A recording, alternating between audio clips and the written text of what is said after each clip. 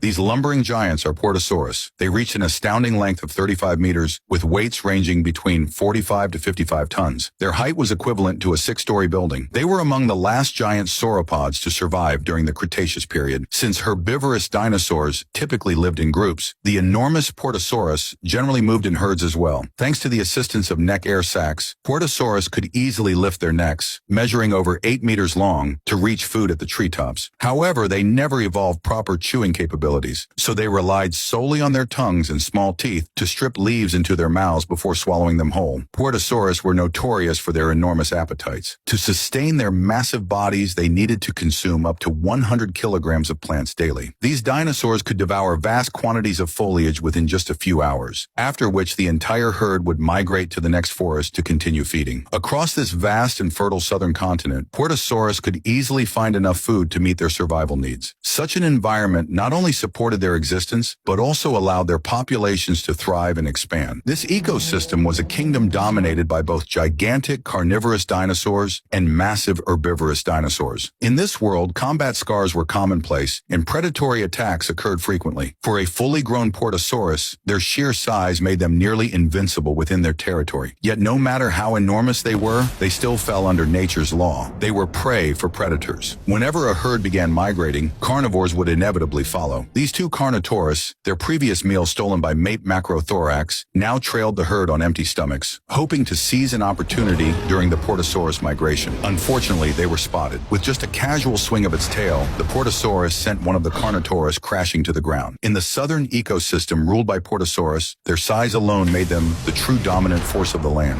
Their massive bodies granted them near invincibility, allowing them to evade most hunting risks posed by predators. However, their enormous size also brought many troubles. During violent storms, Portosaurus suffered miserably. Their bodies were too large to take shelter deep within the forests, leaving them no choice but to shiver helplessly in the pouring rain. In contrast, the smaller Mate Macrothorax could use their size advantage to hide among the trees and avoid the brunt of the storm. Yet this heavy rain also posed a deadly threat to the predatory dinosaurs. In such weather, hunting became impossible. If they went too long without food, their starving hatchlings would face the risk of death. A week later, the storm finally subsided. After days of relentless wind and rain, the land lay exhausted, but now sunlight pierced through the clouds once more, spilling over the soaked earth. Slowly, the entire ecosystem began to recover. The Mate Macrothorax hatchlings were already weak from starvation. Then, at this critical moment, the adult Mate Macrothorax spotted their prey, a herd of giant Portosaurus.